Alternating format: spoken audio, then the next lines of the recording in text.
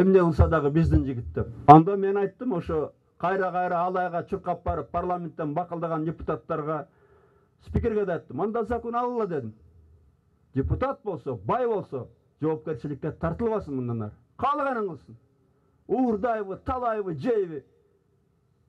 Же мыйзамга барыбыз жооп берелик да баш тарталык. Же мыйзамга баш ээлик. Же Кыргызстан болсун, же жок болсун да минтип отурсун. Бул эмне деген шумдук? Элибизге Кыргызстан кереги жок болсо кандай болот? Эгемендүүлүктүн эң негизги факторунун бири, эң негизги өзөгү бул мамлекеттүүлүк да. Мамлекеттүүлүк болуш керек да.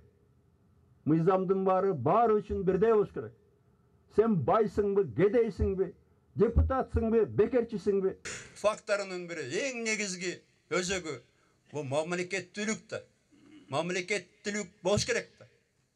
Мыйзамдын баары үчүн бирдей болуш керек.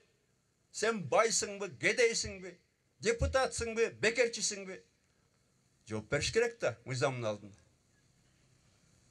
Же кандай болот? Бай болсоң, депутат болсоң, каалаганыңды кыл. Бирдеме жакпаса, туугандарын чыгарат, жолду жабат. Кыргызстанды бөлөт, жарат. Анында чечелик да.